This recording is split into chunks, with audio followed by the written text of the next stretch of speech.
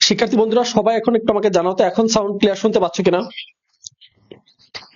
সবাই এখন একটু আমাকে কমেন্ট করে জানাবে যে আমার কথা লাউড এন্ড ক্লিয়ার শুনতে পাচ্ছ কিনা।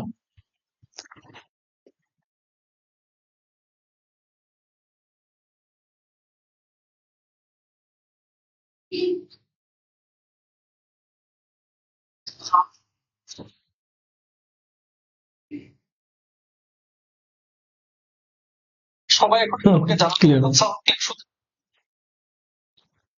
তো তোমাদের জন্য যারা আমার প্রিয় শিক্ষার্থী বন্ধুরা, তোমরা যারা বিশ্ববিদ্যালয়ে ভর্তি পরীক্ষা দেওয়ার স্বপ্ন দেখছিলে এবং তোমাদের প্রথমবারে ঢাকা বিশ্ববিদ্যালয়ে ভর্তি পরীক্ষা দিয়ে হয়তো তোমাদের পরীক্ষাটি ভালো হয়নি, এবং তোমরা যারা রাজশাহী বিশ্ববিদ্যালয়ে গতকালকে পরীক্ষা দিয়েছো, এর আগে জাহাঙ্গীরনগর বিশ্ববিদ্যালয়ে পরীক্ষা দিয়েছো, তোমরা ভাবছো হয়তো তোমাদের স্বপ্ন এখানেই শেষ।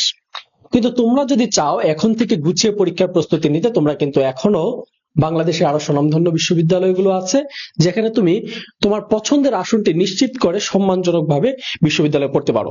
তো তোমরা কিভাবে পড়বে এবং কিভাবে কোন টপিকগুলো গুছিয়ে পড়লে তোমাদের বিশ্ববিদ্যালয় যাত্রা সহজ হবে, তার জন্য আজকের এই আয়োজন। আমরা আজকে অর্ণব স্যার এবং রাশেদ স্যার পেজ থেকে এবং শিখা পেজ থেকে একই সাথে তোমাদের সাথে আছি, এবং আমরা আজকে তোমাদেরকে বলবো কিভাবে গুছিয়ে প্রস্তুতি নেবে, কোন টপিকস গুলো পড়বে এবং কোনগুলো তোমার বিশ্ববিদ্যালয় ভর্তি পরীক্ষার জন্য গুরুত্বপূর্ণ। এই বিষয়ে তোমাদের সাথে অর্ণব আহমেদ ফাহিম স্যার যুক্ত আছেন, তিনি এখন বলবেন। কিরে বাচ্চা কাচ্চা, কি অবস্থা? তোরা কেমন আছিস বল? সব ঠিকঠাক? সব ঠিকঠাক কিনা বলতো ভাই? যদি সব ঠিকঠাক থাকে তাহলে আমাকে একটু দ্রুত জানায় দে যে সব ঠিকঠাক আছে। ওকে, সবাই যুক্ত আছে। আচ্ছা, সাধারণ জ্ঞান নিয়ে কথাবার্তা বলবো। সামনে যাদের গুচ্ছের পরীক্ষা, কুমিল্লার পরীক্ষা, ওকে সব ঠিকঠাক ওকে আছে। সবাই একটু দ্রুত শেয়ার করতে ভাই, সবাই একটু দ্রুত শেয়ার করে দে তো ভাই ক্লাসটা। সবাই একটু দ্রুত শেয়ার করে দে, শেয়ার করে দিয়ে তারপর আসে আমার সাথে ক্লাস কর। আচ্ছা, এর আগে একটু এই যে এই বাচ্চা কাচ্চা সবাই একটু রিয়াক্ট দাও, এই পোস্টে একটু রিয়াক্ট দাও, হাজিরা দাও। যে ক্লাস যারা করছো অর্ণব স্যার পেজ থেকে, তারা একটু পোস্টে রিয়াক্ট দাও, তারা পোস্টে একটু রিয়াক্ট দাও। ওকে, আমরা আজকে সাধারণ জ্ঞানের ক্লাস করব, গুচ্ছের স্পেশাল ক্লাস। এবং এই ক্লাসগুলো শুধু গুচ্ছ না, গুচ্ছের সাথে সাথে তুমি যে বিশ্ববিদ্যালয়গুলোতে পরীক্ষা দিবে সেগুলো ইনশাআল্লাহ কভার হয়ে যাবে। ঠিক আছে, চলো আমরা শুরু করি। রাশেদ স্যার তো আছেনই, রাশেদ স্যার থাকবেন ইনশাআল্লাহ। বাংলার জন্য বাংলার কেজিএফ খ্যাত রাশেদ স্যার ইনশাআল্লাহ থাকবেন আমাদের সাথে।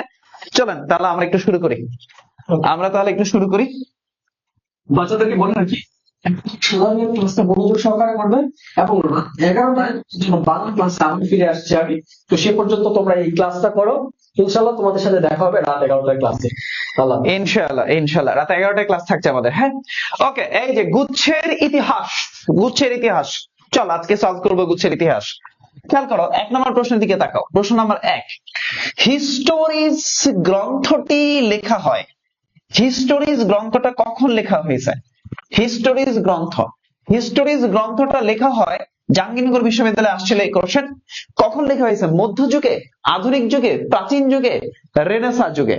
তাহলে হিস্টোরিজ কি ধরনের গ্রন্থ? এটা একটা প্রাচীন গ্রন্থ। বলে হিস্টোরিজ কি ধরনের গ্রন্থ?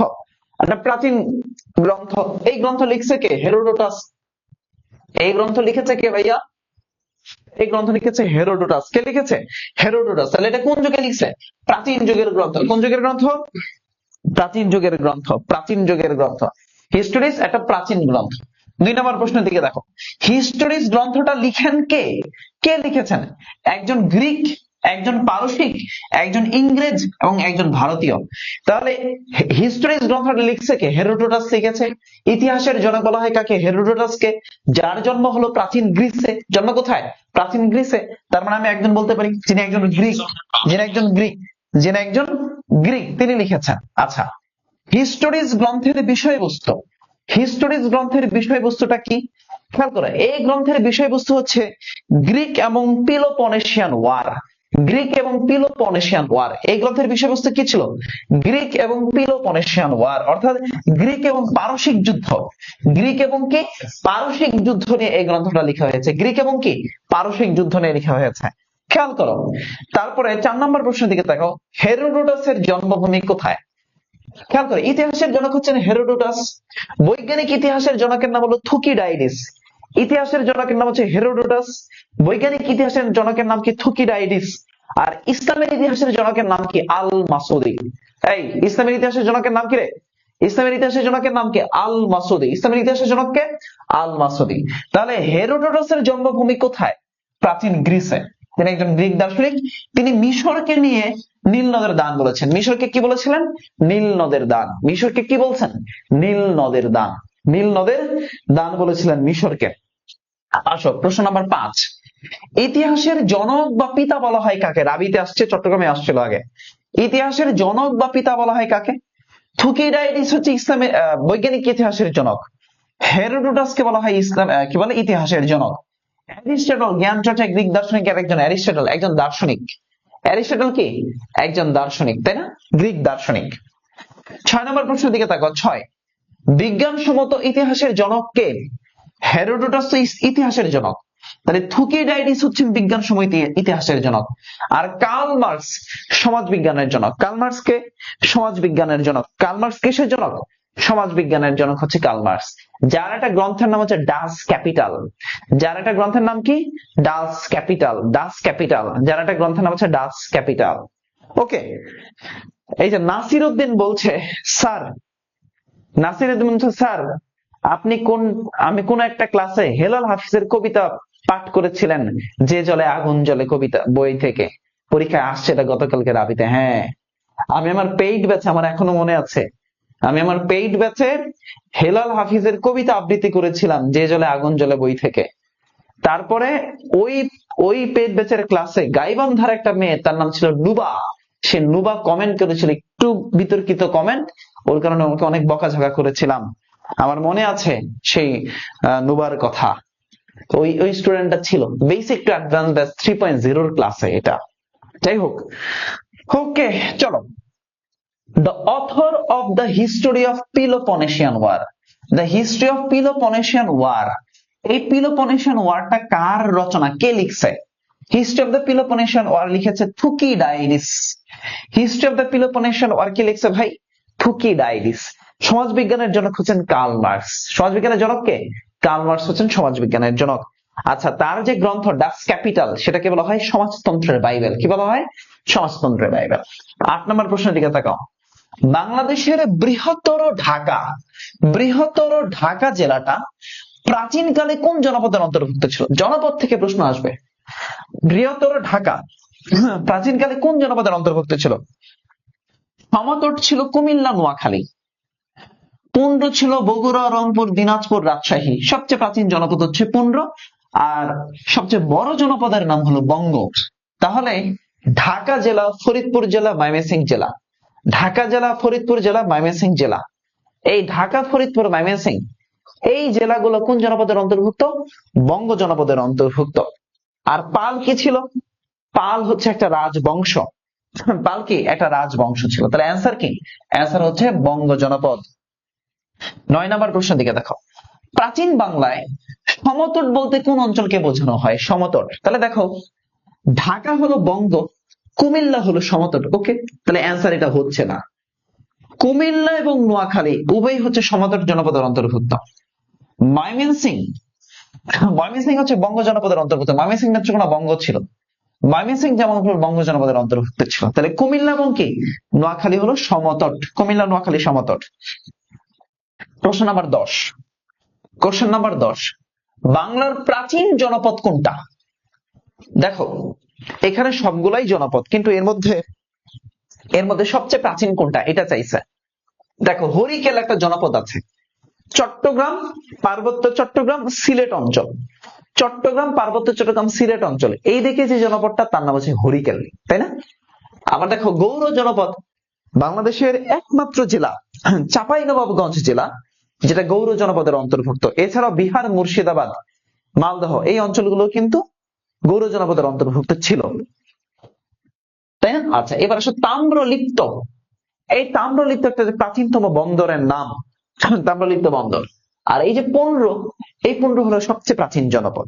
তাহলে পুন্ড হলো সবচেয়ে প্রাচীন জনপদ, তাই না? গতকালকে এই কোশ্চেনই কিন্তু পরীক্ষা আসছে রিপিট। এই আমি আজকে রেফারেন্স রেখে দিয়েছি যে এগুলো কোথায় কোথায় আসছে, রেফারেন্স রেখে দিছি। আসো, বাংলার সর্বপ্রাচীন জনপদের নাম কি? তাহলে সর্বপ্রাচীন জনপদের নাম হলো পুন্ড্র। সর্বপ্রাচীন জনপদের নাম পুন্ড্র। 12 নম্বর কোশ্চেনের দিকে তাকাও। কোন নদীটা বঙ্গ জনপদের উত্তরাঞ্চলের সীমায় ছিল? কোন নদীটা বঙ্গ জনপদের উত্তর অঞ্চলের সীমানায় ছিল?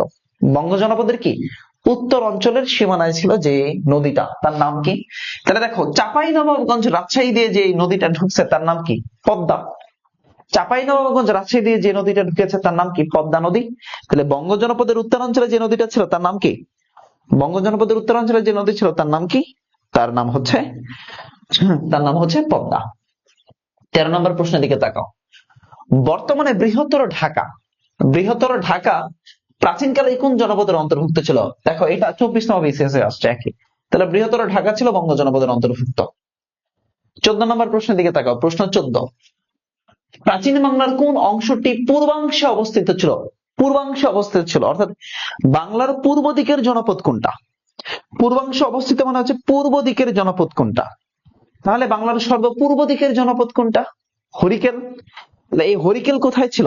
চট্টগ্রাম, পার্বত্য চট্টগ্রাম, কক্সবাজার, এই দিকটা সাথে হচ্ছে কি সিলেট অঞ্চল।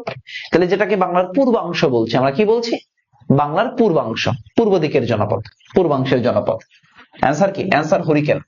তাহলে সমতট কুমিল্লা নোয়াখালী, বরেন্দ্র রাজশাহী অঞ্চল, পাল রাজাদের পিতৃভূমি ছিল বরেন্দ্র অঞ্চল, আর রাঢ় জনপদ ছিল ভাগীরথী নদীর পশ্চিম তীরে, এই রাঢ় জনপদ ছিল, তাই না?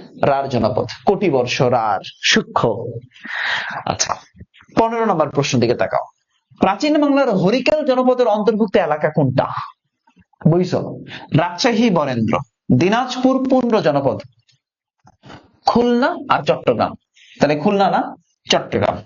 চট্টগ্রাম অঞ্চল কি হরিকেল, আমরা জানি চট্টগ্রাম হরিকেল। আচ্ছা, 16 নম্বর প্রশ্নের দিকে তাকাও। বাংলার সবচেয়ে প্রাচীন বসতি কোনটা? বসতি মানে নগরী। সবচেয়ে প্রাচীন বা বসতি বা নগরী কোনটা? সবচেয়ে প্রাচীন বসতি বা নগরী কোনটা? ময়নামতি। এই ময়নামতি আছে কোথায়? কুমিল্লাতে। কুমিল্লার ময়নামতি। এখানে শালবন বিহার, ভোজ বিহার, আনন্দ বিহার, তাই না? শালবন বিহার, ভোজ বিহার, আনন্দ বিহার, এই সবগুলো বিহার কোথায় আছে? ময়নামতিতে, কুমিল্লার ময়নামতি। পুন্ড্রবর্ধন, এই পুন্ড্রবর্ধন একটা নগরের নাম, পুন্ড্রনগর বা পুন্ড্রবর্ধন। পুন্ড্রনগর বা কি পুন্ড্রবর্ধন, তাই না? তাহলে এই পুন্ড্রনগর বা পুন্ড্রবর্ধন হচ্ছে সবচেয়ে প্রাচীন নগরী। পাহাড়পুর, এটা আছে কোথায়? নওগাঁতে, নওগাঁর পাহাড়পুর। সোনারগাঁ নারায়ণগঞ্জে আছে, লোকশিল্প জাদুঘর আছে সোনারগাঁ। পানাম নগরী আছে সোনারগাঁ। 19 শতকের উচ্চবিত্ত ব্যবসায়ীদের বাসস্থান ছিল কোথায়? সোনারগাঁ। পাহাড়পুর, এখানে বৌদ্ধ বিহার আছে, সোমপুর মহাবিহার, যেটা ইউনেস্কো ঘোষিত একটা সাইট। আচ্ছা, 1 থেকে 16 পর্যন্ত ডান, 1 to 16 ডান কিনা? ক্লিয়ার? 1 to 16 ক্লিয়ার কিনা? মনোযোগ দিয়ে শোনো, উপরে লেখা আছে GST course free. GST course fee মাত্র 999 টাকায়। মানবিকের শিক্ষার্থী তোমাদের যাদের জিএসটি টার্গেট, উপায় নাই রে ভাই, উপায় নাই, চান্স পাইতে হবে। চান্স পাইতে হলে পড়তে হবে। আর তোমার যে ফ্রি ক্লাস নিচ্ছি, এই ফ্রি ক্লাসের মেইন উদ্দেশ্য কি হচ্ছে? তোমাকে পেইড ব্যাচে ভর্তি করানো। এখন থেকে খোলামেলা কথাবার্তা বলবো। তোমাকে এই ফ্রি ক্লাসের মেইন পারপাস হচ্ছে তোমাকে প্রশ্ন সলভ করানো, একটা টপিক শেষ করে দেওয়া, আর আমার পেইড ব্যাচের মার্কেটিং করো। একটা মার্কেটিং করব, সেটা হচ্ছে গুচ্ছ ব্যাচের 999 টাকা ফি অফারে এই ফোন নাম্বারে কল দিয়ে বা অর্ণব স্যার পেজে দিয়ে ভর্তি হয়ে যাবা। বাংলার কেজিএফ কে তো রাশেদ স্যার, অর্ণব স্যার পিচ্চি বাচ্চা, আর ওদিকে বিবাহিত পুরুষ আমির স্যার থাকবে। 3 জন আমরা আছি তোমাকে হেল্প করার জন্য। আসো, 17 নম্বর কোশ্চেন। গঙ্গা রিডাই বা গঙ্গা ঋদ্ধি, গঙ্গা রিডাই বা গঙ্গা ঋদ্ধি রাজ্যের অস্তিত্ব কার? খ্রিস্টপূর্ব 4th শতকের দিকে আলেকজান্ডারের সময়টাতে, গ্রিক বীর আলেকজান্ডারের সময়টাতে এই গঙ্গা রিডাই রাজ্যের অস্তিত্বকাল পাওয়া যায়। তাহলে গ্রিক বীর আলেকজান্ডারের সময়কালকে আমরা কি বলছি? এই গঙ্গা রিডাই রাজ্যের অস্তিত্বকাল বলছি। বুঝতে পেরেছ? ওকে, আসো, গঙ্গা রিডাই সম্পর্কে জানা যায় কাদের গ্রন্থ থেকে? খেয়াল করো, তাহলে গ্রিক এবং রোমান যে লেখক আছে, সেই গ্রিক এবং রোমান লেখকদের কাছ থেকে আমরা গঙ্গা রিডাই রাজ্য সম্পর্কে জানতে পারি, গ্রিক এবং রোমান লেখকদের কাছ থেকে। তাহলে গ্রিকদের বিবরণী থেকে গঙ্গা রিডাই রাজ্য সম্পর্কে জানতে পারি। হিন্দুদের ধর্মগ্রন্থ আমরা জানি বেদ, রামায়ণ, বাল্মীকি, এগুলা মানে বেদ, রামায়ণ, এগুলো মহাভারত। বৌদ্ধ ধর্মগ্রন্থ হচ্ছে ত্রিপিটক। আচ্ছা, এরপর আসো, গঙ্গা রিডাই রাজ্যের অস্তিত্বকালে গ্রিক সেনাপতি কে ছিলেন? তাহলে আমি একটু আগে বলছিলাম নেপোলিয়ন তো ফ্রান্সের সম্রাট ছিলেন, ফ্রান্সের রাজা হয়েছিলেন 1799 সালে, ফ্রান্সের ক্ষমতা গ্রহণ করেছিলেন। ফরাসি বিপ্লবের শিশু বলা হতো নেপোলিয়ন বোনাপার্টকে। আলেকজান্ডার ছিলেন গ্রিক বীর। অর্থাৎ জ্ঞান চর্চায় গ্রিক দার্শনিক একটা টপিক আছে, সক্রেটিসের ছাত্র প্লেটো, প্লেটোর ছাত্র অ্যারিস্টটল, অ্যারিস্টটলের ছাত্র কে ছিল? আলেকজান্ডার তার নাম অনুসারেই কিন্তু মিশরের আলেকজান্দ্রিয়ার নামকরণ করা হয়েছে। বন্ধ করে দিলে ভালো হয় স্যার, বন্ধ করে দেন। সিজার, রোমান সম্রাট জুলিয়াস সিজার, এই যে রোমান সম্রাট জুলিয়াস সিজার, তার একটা উক্তি আছে, এলাম দেখলাম জয় করলাম, এলাম দেখলাম জয় করলাম, এলাম দেখলাম জয় করলাম। ওকে, লাইভ চলতেছে স্যার, এখন আর কোনো পোস্ট দেন না। কুষ্টিয়া জেলা কোন জনপদের অন্তর্ভুক্ত ছিল? প্রাচীনকালে কুষ্টিয়া, দেখো এই যে প্রাচীন কুষ্টিয়া, এই কুষ্টিয়া অঞ্চল কোন জনপদের অন্তর্ভুক্ত ছিল বলতো ভাই? দেখো কুমিল্লা নোয়াখালী সমতট, রার জনপদ ভাগীরথী নদীর পশ্চিম তীরে, পুন্ড্র জনপদ, এই পুন্ড্র ছিল বগুড়া, রংপুর, দিনাজপুর, রাজশাহী। অপশন এলিমিনেট করে দিছে, বাকি আছে বঙ্গ, অ্যান্সার বঙ্গ। 21 নম্বর কোশ্চেনের দিকে তাকাও, বৃহত্তর বরিশাল, এই যে বরিশাল, তার মানে বরিশাল মানে হলো চন্দ্রদ্বীপ জনপদ, আমরা জানি। আবার বরিশাল মানে বঙ্গ জনপদ, এইটাও জানি। তাহলে ফরিদপুর, ঢাকা ফরিদপুর তো বঙ্গ ছিল, তাহলে অ্যান্সার এখানে চন্দ্রদ্বীপ নেওয়া যাচ্ছে না, কারণ ফরিদপুর বঙ্গ জনপদ। তাহলে এই যে দেখো বঙ্গ জনপদ আছে, অ্যান্সার কি? বঙ্গ জনপদ। 22 নম্বরের কোশ্চেন দিকে দেখো, প্রাচীনকালে সমতট বলতে বাংলার কোন অংশকে বোঝায়? সমতট বগুড়া, দিনাজপুর পুন্ড্র জনপদের অন্তর্ভুক্ত, ঢাকা ময়মনসিংহ বঙ্গ জনপদের অন্তর্ভুক্ত, সিলেট হরিকেলের জনপদের অন্তর্ভুক্ত, পূর্ব দিকের জনপদ। তাহলে বাকি থাকলো খ নাম্বার, অ্যান্সার পেয়ে গেলাম। আসো 23 নম্বর প্রশ্নের দিকে তাকাও, প্রশ্ন নাম্বার 23, কোশ্চেন 30, কোশ্চেন 23, শালবন বিহার প্রত্নস্থলটি কোন জনপদের? শালবন বিহার, বিহার বৌদ্ধদের চর্চা কেন্দ্র কি? বিহার না? বৌদ্ধদের চর্চা কেন্দ্র কি ভাই? বিহার না? তাহলে শালবন বিহার, এই শালবন বিহার আছে কোথায়? কুমিল্লায়। কোথায় আছে ভাই? কুমিল্লার শালবন বিহার। তাহলে দেখো পুন্ড্র জনপদ কি কুমিল্লায় ছিল? না। রার জনপদ কি কুমিল্লা ছিল? না। বঙ্গ কি কুমিল্লা ছিল? না। অ্যান্সার কি? সমতট। ওকে, আসো পিরোজপুর প্রাচীনকালে কোন জনপদের অন্তর্ভুক্ত ছিল? আসো অ্যান্সার এলিমিনেট করি, সমতট, কুমিল্লা, নোয়াখালী। বঙ্গ জনপদ, এই যে বঙ্গ জনপদ, এই বঙ্গ জনপদ ঢাকা, বৃহত্তর ঢাকা, এখানে সাউন্ড হচ্ছে। ওকে, দেখেন হরিকেল জনপদ, হরিকেল না, তাহলে চন্দ্রদ্বীপ, এই চন্দ্রদ্বীপ কি ছিল? বরিশাল না? তাহলে বরিশাল যদি চন্দ্রদ্বীপ জনপদের অন্তর্ভুক্ত হয়, বরিশাল যদি চন্দ্রদ্বীপের অন্তর্ভুক্ত হয়, তাহলে পিরোজপুর কোথায়?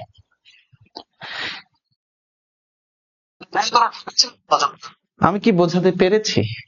সোনা পাখিরা ক্লাসটা শেয়ার করে দাও এবং এই পোস্টে রিঅ্যাক্ট দাও। অর্ণব পেজে আসো, অর্ণব পেজে আসো। গোপালগঞ্জ প্রাচীনকালে কোন জনপদের অন্তর্ভুক্ত ছিল? গোপালগঞ্জ, অ্যান্সার করো তো, গোপালগঞ্জ কোন জনপদের অন্তর্ভুক্ত ছিল? হরিকেল না, হবে না। সমতট, বরেন্দ্র, এই দুইটা তো হওয়ার সুযোগই নেই। অ্যান্সার কি? চন্দ্রদ্বীপ। তোমাদের দু একজনের কমেন্ট পড়তে চাই এখন, 24-এর চন্দ্রদ্বীপ, যার বর্তমান নাম বরিশাল। হ্যাঁ ভাইয়া, আপনার ক্লাস থেকে কমন ভাইয়া, গতকালকে একজন বলছে যে লাস্ট ক্লাসে বলছেন শতভাগ কমন আসবে সাম্প্রতিক, কিন্তু রাবিতে আসলো না কেন? আমার ওর জন্য খুব আফসোস হইল তখন। আমি তখন আর কমেন্ট করি না। ওখানে কি আমার এক স্টুডেন্ট কমেন্ট করছে যে তুমি বোধহয় ক্লাসটা ভালো করে দেখোনি, কমন ঠিকই আসছে কিন্তু তুমি ধরতে পারো নাই। দিবস নিয়ে কমন আসছিল, সাম্প্রতিকের পড়ায় দিছিলাম। তারপর হচ্ছে গুম দিবস, তারপরে আরো কয়েকটা সাম্প্রতিক আসছে যেগুলো পড়ানো। আইসিসি নিয়ে কথাবার্তা বলছিলাম যে আইসিসি দেখবা, ক্রিকেট দেখবা। দেখো গতকালকে কিন্তু এই জনপদ নিয়ে প্রশ্ন আসছে। আসো বাংলাদেশে বাংলার একটা প্রাচীন জনপদের নাম বলো। প্রাচীন জনপদ, দেখো এখানে এটা বাংলা হবে, বাংলার একটি প্রাচীন জনপদ বলো। পঞ্চগড় কোনো জনপদ নয়। ভুলুয়া, নোয়াখালীর পূর্ব নাম ভুলুয়া। সোনারগাঁ, এটা একটা নগরী। সোনারগাঁ কি? নগরী। তাহলে হরিকেল একটা জনপদ, এটা প্রাচীন জনপদগুলোর মধ্যে একটা জনপদ। প্রাচীন বাংলার ইতিহাসে গঙ্গা এবং করতোয়া নদীর মধ্যবর্তী অঞ্চল গঙ্গা এবং করতোয়া নদীর মধ্যবর্তী অঞ্চলকে কি বলা হতো? গঙ্গা এবং করতোয়া নদীর মধ্যবর্তী, তাহলে করতোয়া নদী হচ্ছে এই পুন্ড্র জনপদের সাথে জড়িত, আর বরেন্দ্র রাজশাহী তার সাথে জড়িত কি গঙ্গা, গঙ্গা বা পদ্মা। তাহলে এই করতোয়া আর গঙ্গা নদীর মাঝখানে অঞ্চলই ছিল বরেন্দ্র অঞ্চল, তাই না? বরেন্দ্র অঞ্চল ছিল। ওকে, বাংলাদেশের একটি প্রাচীন জনপদের নাম, বাংলার একটি প্রাচীন জনপদের নাম বলো। রার জনপদ, এটা একটা প্রাচীন জনপদ। চট্টলা, চট্টগ্রামের পূর্ব নাম। শ্রীহট্ট, সিলেটের পূর্ব নাম। তাহলে অ্যান্সার কি? অ্যান্সার হবে রার। অ্যান্সার হবে রার। 19 নম্বর কোশ্চেনে আসো, 29। রার জনপদের অবস্থান, এই রার জনপদটা কোথায় আছে? রার জনপদের অবস্থান কোথায়? বরিশাল না, কুমিল্লা না, বগুড়া তাও না। তাহলে রার বর্তমানে কোথায়? পশ্চিমবঙ্গের বর্ধমানে। রার কোথায় আছে? পশ্চিমবঙ্গের বর্ধমানে আছে। 30, প্রাচীনতম বন্দরের নাম কি? একটু আগে পরে আসছি। প্রাচীনতম বন্দর হচ্ছে তাম্রলিপ্তি বন্দর। প্রাচীনতম বন্দরের নাম হচ্ছে তাম্রলিপ্তি বন্দর। ভাইয়া আজকে কি কোশ্চেন সলভ ক্লাসই হবে? হ্যাঁ, কোশ্চেন সলভ ক্লাস হবে, কারণ এই টপিক অসংখ্যবার পেইড ব্যাচে এত পড়াইছি। এখানে সেকেন্ড টাইম যারা আছে, এই যে একজন আদিলা বিনতে আশরাফ আছে পেইড ব্যাচের স্টুডেন্ট, তারপরে নাসির উদ্দিন পেইড ব্যাচের, তনুকা পেইড ব্যাচের আছে, তারপরে এখানে আর কে পেইড ব্যাচের আছে আমি কমেন্টে অর্ণব স্যার পেজ থেকে কমেন্ট করছি, মনীষা তানজিম মৌ মনে হয় আছে পেইড ব্যাচের, তারপরে নীলুফা রুবাইয়া রংপুরের মেয়েটা পেইড ব্যাচের আছে। এগুলো পেইড ব্যাচে এত পড়াইছি, এতবার ঝাঁঝরা করে ফেলছে, এগুলো আবার পড়াচ্ছি ওদের, মানে এগুলো করা মানে তো ওরা আবার করছে। ওকে চলো আসো। ইবনে বতুতা, ভাইরে ভাই, দেখো এটাই গতকালকে আসছে, এইটা গতকালকে আসছে রে ভাই। এই কোশ্চেন মনে করো না যে আমি আজকে নিচ্ছি এই কোশ্চেন, এটা আগের, এই স্লাইড আরো আগেরই পেইড ব্যাচের স্টুডেন্টের স্লাইড। দেখো এটা গতকালকে আইছে। ইবনে বতুতা কোন শতকে বাংলায় আসেন? কসান ভান, ইবনে বতুতা কার সময় আসছে, কোন শতকে আসছে? বলো, তুমি বলো, বলো। এখন সরাসরি কমন ছিল এটা এই স্লাইড থেকে। ইবনে বতুতা 14শ শতকে আসছে বাংলায়। কত শতকে আসছে? 14শ শতকে আসছে। ইবনে বতুতা কত শতকে আসছে? 14শ শতকে আসছে। ওকে, চীনা পরিব্রাজক ফা হিয়েন কখন ভারতবর্ষে অবস্থান করেন? ফা হিয়েন চীন থেকে আসছে যে পরিব্রাজক, চীন থেকে আসছে যে পরিব্রাজক তার নাম হচ্ছে ফা হিয়েন। কখন আসছে? 401 থেকে 410 খ্রিস্টাব্দের দিকে। 401 থেকে 410 খ্রিস্টাব্দের দিকে, 401 থেকে 410 খ্রিস্টাব্দের দিকে তিনি আসছিলেন। চীনা পরিব্রাজক মা হুয়ান সোনারগাঁও সফর করেন কখন? চীনা পরিব্রাজক মা হুয়ান সোনারগাঁও সফর করেন কখন? সোনারগাঁয়ে মা হুয়ান এসেছিলেন, চীন থেকে আসা পরিব্রাজক মা হুয়ান 1406 খ্রিস্টাব্দের দিকে মা হুয়ান এসেছিলেন, 1406। ওকে, তাহলে এই চীনা পরিব্রাজকের আগমনের সাল থেকে কিন্তু কার সময় আসছে, কোন সময় আসছে, কোন রাজার সময় আসছে, কখন আসছে, এবং তার গ্রন্থ পরীক্ষায় আসে। ইবনে বতুতার গ্রন্থ আসে, মা হুয়ানের গ্রন্থ আসে, হিউয়েন সাং এর গ্রন্থ আছে। এখন ভর্তি হলে কি জিএসটি তে পজিশন আনা যাবে? কেন যাবে না? জিএসটি তে পরীক্ষার সময় আছে আরো 2.5 মাস। 2.5 মাসে বিশ্ব জয় করে ফেলা যায়। 12 দিনে আরব ইসরায়েলের যুদ্ধ হয়ে গেছে, তাই না? যুদ্ধ হইল না, 10 দিনে রুশ বিপ্লব হয়ে গেছে। 10 দিন স্থায়ী ছিল না রুশ বিপ্লব। তাহলে তোমার জিএসটির জন্য 2.5 মাস সময়, অত আহামরি কি? যেভাবে বলবো সেভাবে পড়বা, ইনশাল্লাহ কমন পাবা, ইনশাল্লাহ ভালো করতে পারবা। ঠিক আছে? তাহলে আজকের এই টপিকে আমরা প্রাচীন ইতিহাসের বেসিক পড়লাম, জনপদ পড়লাম, এরপরে কোন পরিব্রাজক কার সময় আসছে এগুলো পড়তেছে। এবার আসো 34 নম্বর কোশ্চেন দিকে তাকাও।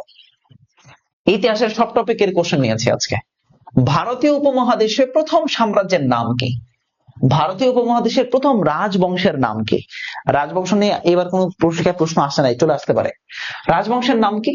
তাহলে প্রথম রাজবংশের নাম হচ্ছে মৌর্য বংশ। প্রথম রাজবংশের নাম কি? মৌর্য বংশ। মৌর্য, প্রথম রাজবংশের নাম হচ্ছে মৌর্য। 35 নম্বর কোশ্চেন। 35 নম্বরে দেখো, প্রাচীন বাংলার মৌর্য শাসনের প্রতিষ্ঠাতা কে? তাহলে মৌর্য বংশের প্রতিষ্ঠাতা কে? চন্দ্রগুপ্ত মৌর্য। আর এদের রাজধানী ছিল পাটালিপুত্র। এদের রাজধানী কি? পাটালিপুত্র। আর এই মৌর্য বংশের শ্রেষ্ঠ শাসকের নাম কি ছিল? সম্রাট অশোক। যারা ভর্তি হবা অর্ণব স্যার পেজে মেসেজ দিয়ে রাখো। ওকে, পাটালিপুত্র রাজধানী কাদের ছিল? এই পাটালিপুত্র মৌর্যদের রাজধানী ছিল, একই সাথে এই পাটালিপুত্র গুপ্তদের রাজধানী ছিল। মৌর্য এবং গুপ্ত উভয়দের রাজধানী কি ছিল? পাটালিপুত্র। কৌটিল্য কার নাম? কৌটিল্য, তিনি এই মৌর্য বংশের একজন কি বলে উপদেষ্টা ছিলেন। তিনি অর্থনীতি নিয়ে গ্রন্থ লিখেছিলেন, অর্থশাস্ত্র গ্রন্থ। তার একটা চাণক্য নীতি আছে। তাহলে এই কৌটিল্য কি একজন অর্থশাস্ত্র বিশারদ, তার গ্রন্থের নাম হচ্ছে অর্থশাস্ত্র। তিনি একজন কি অর্থশাস্ত্রবিদ ছিলেন। 38 নম্বর question, who is the author of the book Arthashastra? অর্থশাস্ত্রের লেখক কে? অর্থশাস্ত্রের লেখক কে? অর্থশাস্ত্রের লেখক হচ্ছে কৌটিল্য। ওকে, 39 নম্বর কোশ্চেনে দেখো, চীন দেশের কোন ভ্রমণকারী গুপ্ত যুগে বাংলাদেশে আগমন করেন? চীন দেশে কোন ভ্রমণকারী গুপ্ত যুগে বাংলাদেশে আগমন করছে? চীন থেকে আসা যে গুপ্ত যুগে আছে, হিউয়েন সাং, ফাহিয়েন। এই দুইটা তো হওয়ার কোনো সুযোগই নাই। এবার আসেন, হিউয়েন সাং না ফাহিয়েন? অ্যান্সার করেন। হিউয়েন সাং কার সময় আসছে? হিউয়েন সাং আসছে কার সময় বলো? হর্ষবর্ধনের সভাকবি কে ছিলেন? বাণভট্ট। হর্ষবর্ধন যে নালন্দা বিহার করেছিল, মহাবিহার প্রতিষ্ঠা করেছিল, তখন এই বিহারের অধ্যক্ষ ছিলেন শিলভদ্র। শিলভদ্রের ছাত্র ছিলেন হিউয়েন সাং। হিউয়েন সাং আসছিলেন হর্ষবর্ধনের শাসনামলে, তাই না? হর্ষবর্ধনের শাসনামলে ছিলেন হিউয়েন সাং। আর ওর তো গুপ্ত যুগ ছিল না, তাহলে অ্যান্সার কি? ফাহিয়ান। গুপ্ত যুগে আসছে তিনি। কি এইভাবে এলিমিনেট করতে হবে পরীক্ষায়, এইভাবে বুঝে বুঝে অ্যান্সার করতে হবে। কোন যুদ্ধের ভয়াবহতা পরিণাম করে মহারাজ অশোক বৌদ্ধ ধর্ম গ্রহণ করেছিলেন? কলিঙ্গ যুদ্ধের ভয়াবহতা দেখে 261 খ্রিস্টাব্দের দিকে তিনি বৌদ্ধ ধর্ম গ্রহণ করেছিলেন এবং তিনি এই বৌদ্ধ ধর্মকে বিশ্ব ধর্মে পরিণত করার চেষ্টা করেন। আসো, কোন সম্রাটের আমলে এদেশে বৌদ্ধ ধর্মের প্রসার ঘটে? সম্রাট অশোকের সময় তিনি রাজধানী করেছিলেন মহাস্থানগড়ে। তার শিলালিপি পাওয়া গিয়েছিল মহাস্থানগড়ে, তাই না? তাকে বৌদ্ধ ধর্মের কনস্টান্টাইন বলা হতো। ধর্মপাল তো পাল বংশের সাথে জড়িত, সমুদ্রগুপ্ত গুপ্ত যুগের গুপ্ত বংশের সাথে জড়িত, যাকে প্রাচীন ভারতের নেপোলিয়ন বলা হতো। বৌদ্ধ ধর্মের কনস্টান্টাইন বলা হয় কাকে? সম্রাট অশোককে কনস্টান্টাইন। রাজা কনিষ্ক কোন বংশের শাসক ছিলেন? চরক। খেয়াল করো, এই কনিষ্কের একজন আয়ুর্বেদ শাস্ত্র বিশারদ ছিলেন চরক। এই কনিষ্ক ছিলেন কুষাণ বংশের শাসক। কোন বংশ? কুষাণ বংশের একজন শাসক ছিলেন কনিষ্ক। আর এই কুষাণ বংশের শাসক কনিষ্কেরই একজন আয়ুর্বেদ শাস্ত্র বিশারদ ছিলেন কে? আয়ুর্বেদ শাস্ত্র বিশারদ ছিলেন এই তোমার কে? চরক যে ব্যক্তিটা, তার নাম। এই যে এখানে প্রশ্ন আসছে, চরক কে ছিলেন? চরক একজন আয়ুর্বেদ শাস্ত্রবিদ ছিলেন। চরক আয়ুর্বেদ শাস্ত্রবিদ। ভারতবর্ষের কোন যুগের ভাস্কর্যকে ধ্রুপদী ভাস্কর্য বলা হয়? কোন যুগের ভাস্কর্যকে ধ্রুপদী বলা হয়? দাবা খেলার, চতুরঙ্গ খেলার জন্ম হয় গুপ্ত যুগে। তাহলে এই গুপ্ত যুগের ভাস্কর্যগুলোকে আমরা কি বলছি? ধ্রুপদী ভাস্কর্য। গুপ্ত যুগের ভাস্কর্য আমরা বলছি ধ্রুপদী ভাস্কর্য। ওকে, আসুন, কোনটি প্রাচীন নগরী নয়? 9 টাইপের প্রশ্ন আমি তোমাদেরকে সেদিনে বললাম। দেখো, আমি বলছি যে স্ক্যান্ডিনেভিয়ান অঞ্চলের দেশ হচ্ছে 5টা, কিন্তু তোমাদের দিয়ে দিতে পারে কোনটি স্ক্যান্ডিনেভিয়ান অঞ্চলের দেশ নয়, কোনটি ফিনল্যান্ডের মুদ্রা নয়। এভাবে মানে 3টে দেশের মুদ্রা একই, কোনটি না, এরকম টাইপের প্রশ্ন আসবে। 9 টাইপের প্রশ্ন আসবে। দেখো, রাজশাহীতে কি ঠিকই 9 টাইপের প্রশ্ন আসেনি? আসছে, কিন্তু বুঝতে হবে শোনা বাচ্চারা, বুঝতে হবে, কথা শুনতে হবে, বুঝতে হবে এবং কথা শুনতে হবে। শোনো, তাহলে প্রাচীন নগরী 9 কোনটা? কর্ণ, সুবর্ণ, উজ্জয়িনী, বিশাখাপট্টনম, পাটালিপুত্র। অ্যান্সার করো।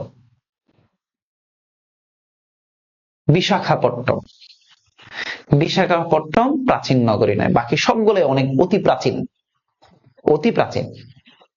ওকে, বিশাখাপট্টনম। ভারতের নেপোলিয়ন বলা হয় কাকে?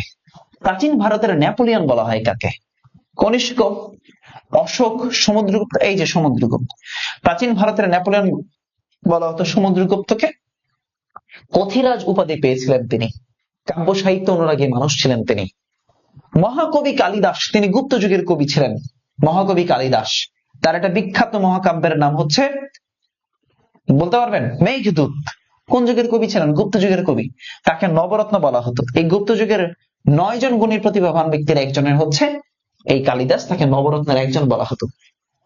অমরকোষ এটা একটা প্রাচীন গ্রন্থ, এটা একটা অভিধান, এটা প্রাচীন গ্রন্থ, এটা একটা অভিধান। ভারতের সবচেয়ে প্রাচীন অভিধানের নাম হচ্ছে অমরকোষ, যেটা লিখেছিলেন অমর সিংহ, ওই যে গুপ্ত যুগের একজন বিখ্যাত ব্যক্তি। মহারাজাধিরাজ পদবী কারা গ্রহণ করেন? মহারাজাধিরাজ পদবী গ্রহণ করেন কে? আকবর, হুমায়ুন, জাহাঙ্গীর, ধর্মপাল গোপাল, ইলিয়াস শাহ তুগলক, জালালউদ্দিন, গোপচন্দ্র, ধর্মাদিত্য, সমাচার দেব। তাহলে এই যে গোপচন্দ্র, ধর্মাদিত্য, সমাচার দেব, তারা যে উপাধি গ্রহণ করেছিলেন সেটা হচ্ছে মহারাজাধিরাজ। মহারাজাধিরাজ।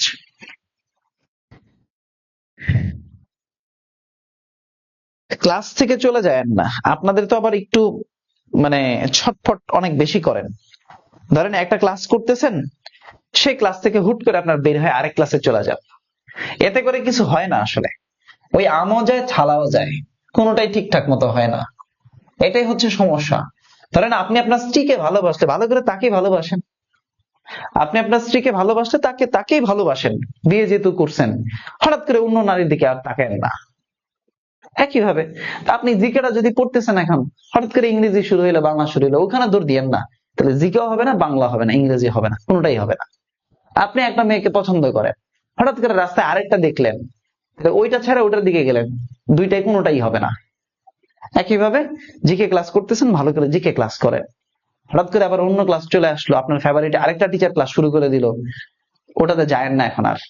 আগে এটা শেষ করেন, তারপরে ওটা রেকর্ড দেখেন, কারণ এটা শুরুতে আপনি ছিলেন আর ওটা এখন শুরু হইলো, দুইটার কোনোটাই হবে না। প্রায়োরিটি বুঝতে হবে। আসেন, কত বলবো আর, বলতে বলতে মাথা নষ্ট হয়ে যায়। 51 নম্বর কোশ্চেন, প্রাচীন জনপদগুলোকে একত্র করে গৌড় রাজ্য প্রতিষ্ঠা করেন কে? প্রাচীন জনপদগুলোকে একত্র করে গৌড় রাজ্য প্রতিষ্ঠা করেন কে? গৌড় রাজা শশাঙ্ক। এই শশাঙ্ক প্রতিষ্ঠা করেছিলেন গৌড় রাজ্য। মহাসামন্ত কার উপাধি ছিল? এই মহাসামন্ত উপাধি কার ছিল? শশাঙ্কের উপাধি ছিল মহাসামন্ত। গৌড়রাজ, রাজাধিরাজ, গৌরেশ্বর। গৌড়রাজ, রাজাধিরাজ, গৌরেশ্বর। গৌড়রাজ, রাজাধিরাজ, গৌরেশ্বর। ওকে, বুঝতে পেরেছেন? আসেন, ওদিকে গোপাল, লক্ষণ সেন, হর্ষবর্ধন এগুলোর কথাবার্তা জানেন। হর্ষবর্ধন ষষ্ঠ শতকে শশাঙ্কের সমসাময়িক রাজা ছিলেন। নালন্দা মহাবিহার প্রতিষ্ঠা করেন হর্ষবর্ধন। হর্ষবর্ধনের সভাকবি ছিল বাণভট্ট। কে ছিল? বাণভট্ট। হর্ষবর্ধনের সভাকবি ছিল বাণভট্ট। মহাসামন্ত কার উপাধি? মহাসামন্ত কার উপাধি? ওই যে শশাঙ্কের উপাধি হলো মহাসামন্ত। বাংলার প্রথম স্বাধীন এবং সার্বভৌম নৃপতি বা রাজা ছিলেন কে? শশাঙ্ক। বঙ্গাব্দ চালু করেছিলেন এই শশাঙ্ক। বঙ্গ এবং গৌড় দুটি স্বাধীন রাজ্যের উদ্ভব ঘটে কত শতকে? বঙ্গ এবং গৌড় গুপ্ত যুগের পতনের পর, হুন জাতির আক্রমণের পরে ষষ্ঠ শতকের দিকে দুইটা স্বাধীন রাজ্য হয়, একটা হচ্ছে বঙ্গ আর একটা হচ্ছে গৌড়। এই বঙ্গের রাজাই কে ছিলেন? গৌড়ের রাজা কে ছিলেন? শশাঙ্ক। পরবর্তীতে তিনি তিনটি রাজ্যকে একত্র করে নাম দিয়েছিলেন গৌড়, অর্থাৎ বঙ্গ, গৌড় আর পুন্ড্র, এই তিনটাকে একত্র করে তিনি নাম দিয়েছিলেন। শশাঙ্কের রাজধানী কোথায় ছিল? শশাঙ্কের রাজধানী ছিল কর্ণ সুবর্ণ।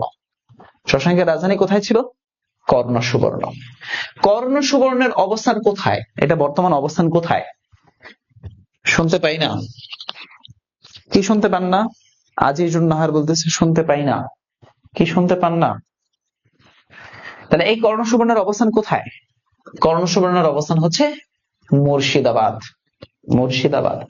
শশাঙ্ক প্রথম জীবনে ছিলেন কি? ছিলেন প্রথম জীবনে তিনি সামন্ত রাজা ছিলেন, সামন্ত ছিলেন। প্রথম জীবনে কি ছিলেন? সামন্ত ছিলেন। আসেন, হর্ষবর্ধনের সভাকবি কে ছিলেন? শশাঙ্কের সমসাময়িক রাজা ছিলেন হর্ষবর্ধন। এই হর্ষবর্ধনের সভাকবি কে ছিলেন?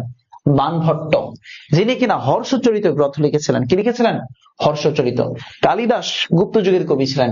মেগাস্থেনিস তিনি একজন পরিভ্রাজক ছিলেন। সন্ধ্যাকর নন্দী রামপালের সভাকবি ছিলেন কে? সন্ধ্যাকর নন্দী, যিনি গ্রন্থ লিখেছিলেন রামচরিতম। মাৎসনায়, শশাঙ্কের মৃত্যুর পর দেখা দিয়েছিল মাৎসনায় আইন শৃঙ্খলার অরাজক অবস্থা, 100 বছরের অন্ধকার যুগ। সেই মাৎসনায় দেখা দিল সপ্তম অষ্টম শতকে। শশাঙ্কের মৃত্যুর পরে ষষ্ঠম অষ্টম শতকে দেখা দেয় কি? মাৎসনায়। মানে মাৎসনায় কোন আমলে দেখা দিয়েছে? মাৎসনায় দেখা দেয় পাল তাম্র শাসন আমলে।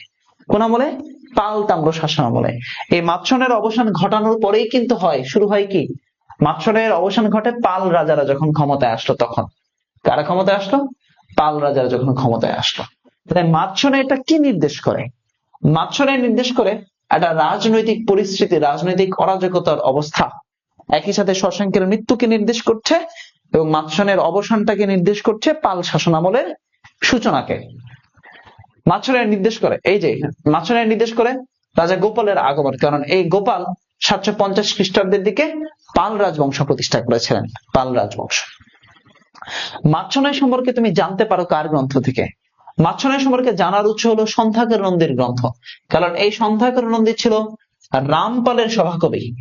রামপালের সভাকবি ছিল সন্ধ্যাকর নন্দী। তাহলে রামপালের আত্মজীবনীমূলক গ্রন্থ লিখছে হলো সন্ধ্যাকর নন্দী, রামচরিতম। সেখান থেকে জানা যায় মাৎসনাই সম্পর্কে। ওকে ভাই, এগুলো তো আগে থেকেই পারি, কিন্তু পরে তো আসে না। কে বলছে আসে না? তোমরা এটাই বোঝো না যে কোনটা আসে আর কোনটা আসে না, এটা বোঝো না কেন? প্রাচীন ইতিহাসের জনপদ থেকে প্রশ্ন হয়নি? হয়েছে। প্রাচীন ইতিহাস থেকে জনপদ থেকে প্রশ্ন হয়নি রাজশাহীতে? হয়েছে।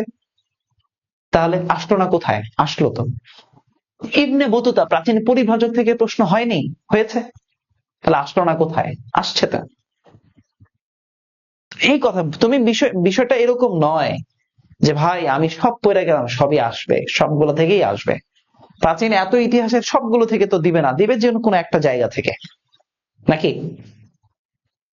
না, আসে নাই কোথায়? সবই আসে। কাশফিয়া জামান স্যার, এখন থেকে আপনাদের কোর্সের মাধ্যমে শুরু করলে গুচ্ছ সম্ভব? ইয়েস। 10 দিনে রুশ বিপ্লব তুলকালাম করে ফেলছে গোটা পৃথিবীতে, আর তুমি 2.5 মাস সময় পাবা। সম্ভব, অবশ্যই সম্ভব। এই যে উপরে কোর্সের মার্কেটিং দিয়ে দিচ্ছে, দেখো 99 টাকায় জিএসটি কোর্সে ভর্তি চলতেছে। বাংলা, ইংরেজি, সাধারণ জ্ঞান সব পড়াবো। নট অনলি জিএসটি, একদম ন্যাশনাল পর্যন্ত পড়াবো। ভর্তির জন্য অর্ণব স্যার পেজে মেসেজ দিও। যারা ক্লাস দেখতেছো তার মানে তোমাদের এখনো কিন্তু, তোমরা কিন্তু এখনো কোথাও সেফ জোনে নাই, মাথায় রাখো। পরীক্ষা কিন্তু সেকেন্ড টাইম যারা, তাদের কিন্তু আর সুযোগ নাই। সেকেন্ড টাইম যারা, তাদের আর সুযোগ নাই। আর যারা ফার্স্ট টাইম আসো, তাদের কিন্তু এবার হওয়াটাই উচিত। জীবনের সময় নষ্ট করো না, ঠিক আছে? ওকে,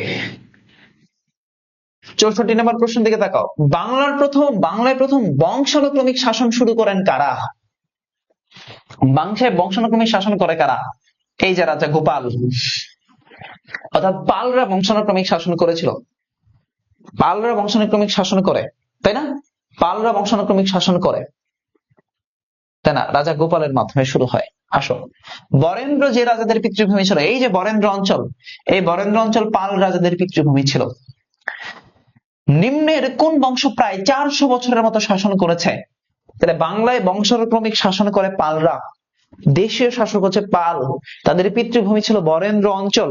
তাহলে এই পাল রাজারা, অর্থাৎ পাল বংশ প্রায় 400 বছর শাসন করেছে বাংলায়। কত বছর? 400 বছর শাসন করেছে পালরা বাংলায়। ওকে, বাংলার প্রাচীন পাল রাজবংশ কোন ধর্মাবলম্বী? পালরা বৌদ্ধ ধর্মাবলম্বী ছিল। এরা প্রচুর পরিমাণ বিহার বানিয়েছে। প্রচুর পরিমাণে কি বিহার বানিয়েছে? সোমপুর বিহার, আনন্দ বিহার, ভোজ বিহার, শালবন বিহার, এত বিহার আছে। ময়নামতি বিহার, হ্যাঁ, তারপরে হচ্ছে চট্টগ্রামের রাউজানে বিহার আছে, সাক্ষ্যমণি বিহার, মহামণি বিহার, প্রচুর বিহার আছে। এই পালদের বিহার ছিল বৌদ্ধ চর্চা কেন্দ্র। পাল যুগের যে পুঁথিচিত্র ছিল, তাল পাতার উপর আঁকা হতো। তাল পাতার উপর আঁকা হতো এই পুঁথিচিত্র, যেগুলোকে একত্রে বলা হতো অষ্টসহস্রিকা প্রজ্ঞা পারমিতা। অষ্টসহস্রিকা প্রজ্ঞা পারমিতা।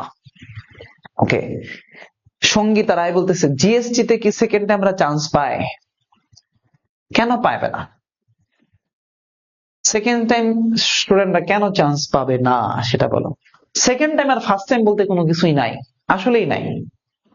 অনেকে যে বলে যে সেকেন্ড টাইম চান্স পায় বেশি নাকি ফার্স্ট টাইম কি বেশি, এগুলা ভুলভাল কথাবার্তা, এগুলো ভুজুং বাজুং কথাবার্তা।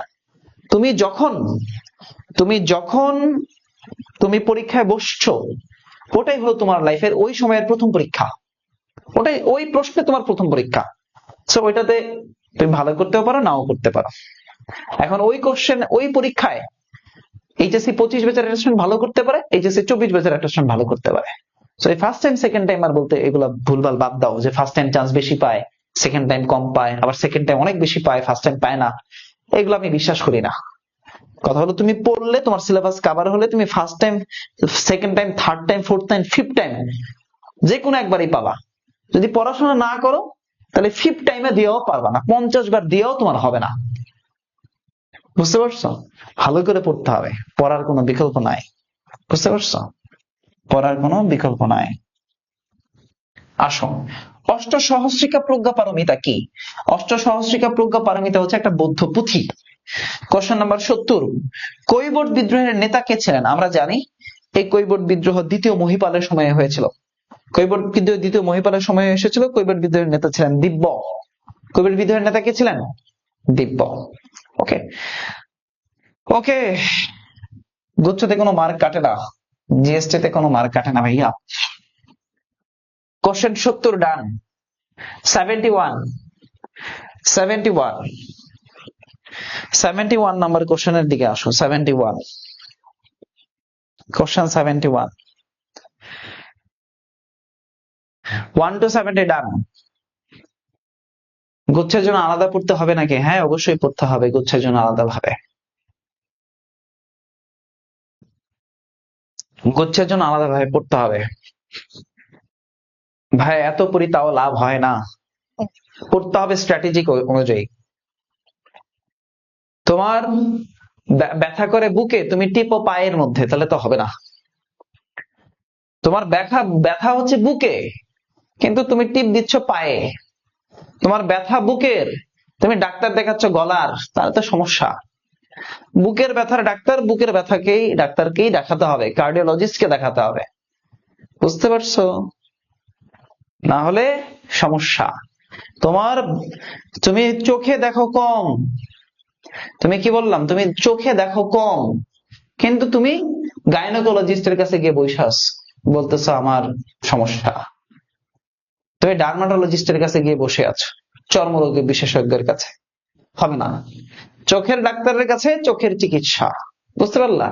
তো যে টপিক গুলো থেকে প্রশ্ন আসে, তোমাকে পড়তে হবে ওই টপিক স্ট্র্যাটেজি অনুযায়ী। অন্য কিছু পড়া সময় নষ্ট করে লাভ নাই। বুঝতে পারলা? বুঝতে পেরেছো? ওকে, আসো, এর থেকে আর কি উদাহরণ দিব বলো। 71 নম্বর কোশ্চেন দিকে থাকবে। পাল শাসনামলে রচিত একটি কাব্য। পাল শাসনামলে রচিত একটি কাব্যের নাম কি? এই দেখো, রামচরিতম, এটা পাল শাসনামলে রচিত। রামচরিতম কোন শাসনামলে? পাল শাসনামলে রচিত। পাল শাসনামলে রচিত। ওকে, কৈবর্ত বিদ্রোহ সংগঠিত হয়েছিল কার সময়ে? এই যে দ্বিতীয় মহিপালের সময়ে পাল শাসনামলে কৈবর্ত বিদ্রোহ সংগঠিত হয়েছিল। দান সাগর এবং অদ্ভুত সাগর গ্রন্থ, এটা অসমাপ্ত গ্রন্থ। এই গ্রন্থটাকে সমাপ্ত করলো কে? দান সাগর এবং অদ্ভুত সাগর লেখা শুরু করলো একজন। দান সাগর এবং অদ্ভুত সাগর গ্রন্থ লেখা শুরু করলো একজন, আর শেষ করলো আরেকজন। তাহলে দান সাগর এবং অদ্ভুত সাগর গ্রন্থ রচনা শুরু করলো কে? রচনা শুরু করলো বল্লাল সেন, আর শেষ করলো কে? লক্ষণ সেন। শেষ করলো কে? লক্ষণ সেন। বাংলার সর্বশেষ যে শাসক ছিল তার নাম হচ্ছে লক্ষণ সেন। ওকে, 74 নম্বর প্রশ্ন, বাংলার প্রথম মুসলমান সুলতান কে ছিলেন? বাংলার প্রথম মুসলিম সুলতান কে ছিলেন? ইখতিয়ার উদ্দিন মোহাম্মদ বিন বখতিয়ার খলজি। ইখতিয়ার উদ্দিন মোহাম্মদ বিন বখতিয়ার খলজি। ওকে, 75 নম্বর কোশ্চেন দিকে তাকাও। প্রশ্ন নম্বর 75, কোশ্চেন নম্বর 75, বখতিয়ার খলজি বঙ্গ বিজয়ের সময়, বখতিয়ার খলজি যখন 1204 সালে বঙ্গ বিজয় করে, তার সময়ে বাংলার শাসক কে ছিলেন? তাহলে বাংলার শাসক কে ছিলেন? এই যে লক্ষণ সেন। 1204 সালে লক্ষণ সেনকে পরাজিত করলো, তাই না? সে লক্ষণ সেন শাসক ছিলেন। বাংলায় সেন বংশ 1230 বলেছে, 1204 পর্যন্ত নয়। 1204 হলে লক্ষণ সেন দিব, 1230 বলেছে। এই 30 পর্যন্ত শেষ শাসক কর্তা কে ছিলেন? তাহলে সে 1204 পর্যন্ত লক্ষণ সেন ছিলেন, 1230 পর্যন্ত ছিলেন তার ছেলে কেশব সেন। অ্যান্সার কি? কেশব সেন। ছেলে কেশব সেন। ৭৭ নম্বর প্রশ্ন, পালদের পর কোন বংশ বাংলা শাসন করে? এই পালদের পরে ক্ষমতায় আসলো কারা? সেনরা ক্ষমতায় আসছে। পালদের পরে আসছে ক্ষমতায় সেনরা। সেনদের আদি নিবাস কোথায় ছিল? এরা দক্ষিণাত্রের কর্ণাটক থেকে আসছে। সেনরা দক্ষিণাত্রের কোথায়? দক্ষিণাত্রের কর্ণাটক থেকে সেনরা আসছে। দক্ষিণাত্রের কর্ণাটক থেকে। এদের রাজধানী ছিল, এই সেন বংশের এদের রাজধানী ছিল নদিয়া বা নবদ্বীপ। নদিয়া বা নবদ্বীপ। 79, বিজয় সেনের প্রথম রাজধানী, বিজয় সেন প্রথম রাজধানী কোথায় করে? হুগলি, নদিয়া, মুন্সিগঞ্জ, বিক্রমপুর। তাহলে বিজয় সেন কোথায় রাজধানী করেছিলেন? বিজয় সেন রাজধানী কোথায় করেছিলেন?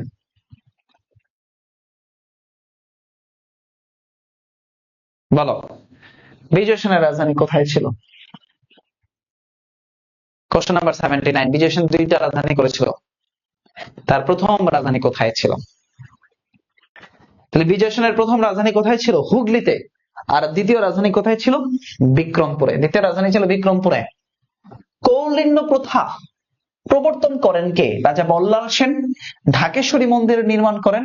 কৌলিন্য প্রথা প্রবর্তন করেন কে? রাজা বল্লাল সেন। ওকে, সেন রাজাদের ধর্ম কি ছিল? সেন রাজাদের ধর্ম কি ছিল? সেনরা হচ্ছে বৌদ্ধ ধর্মাবলম্বী। কি ধর্মাবলম্বী? বৌদ্ধ ধর্মাবলম্বী। বখতিয়ার খলজি কত সালে লক্ষণাবতী, নদিয়া বা নবদ্বীপ বা লক্ষণ সেনের রাজ্য দখল করেছিলেন, জয় করেছিলেন? 1204 সালে। কত সালে? 1204 সালে নদিয়া, নবদ্বীপ বা লক্ষণাবতী তিনি দখল করেছিলেন।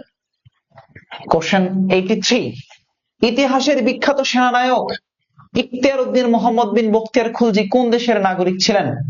পাকিস্তান, তুরস্ক, আফগানিস্তান, ভারত। তাহলে আফগানিস্তান নাগরিক ছিলেন ইখতিয়ার উদ্দিন মোহাম্মদ বিন বখতিয়ার খলজি। ইখতিয়ার উদ্দিন মোহাম্মদ বিন বখতিয়ার খলজি। বাংলার শেষ হিন্দু রাজা কে ছিলেন?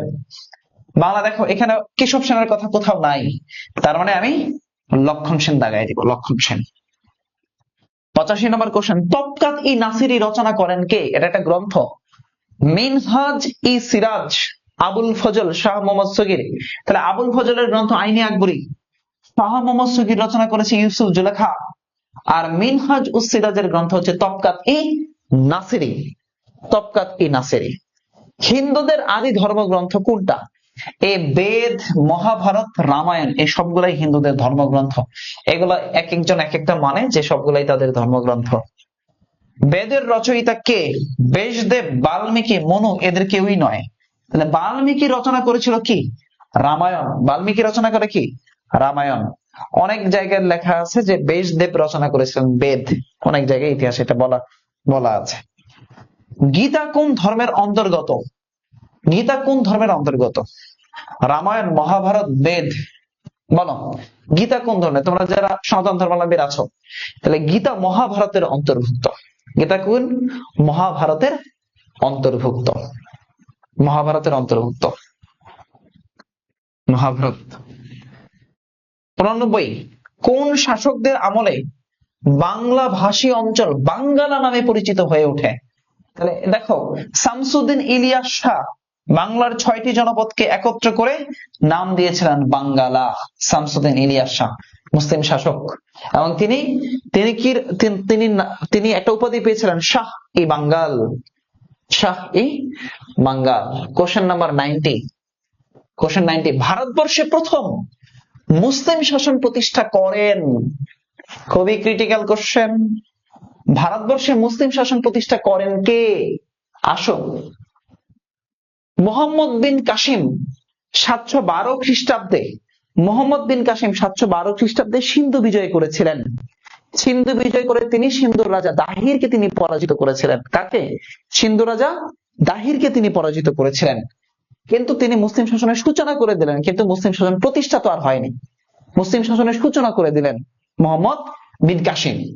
সুলতান মাহমুদ 1000 থেকে 1027 সাল পর্যন্ত ভারতবর্ষে 17 বার আক্রমণ চালাইলো, ধন সম্পদ লুটপাট করলো, কিন্তু কোন মুসলিম শাসন প্রতিষ্ঠা করতে পারলো না। তাহলে ওটাও নাই।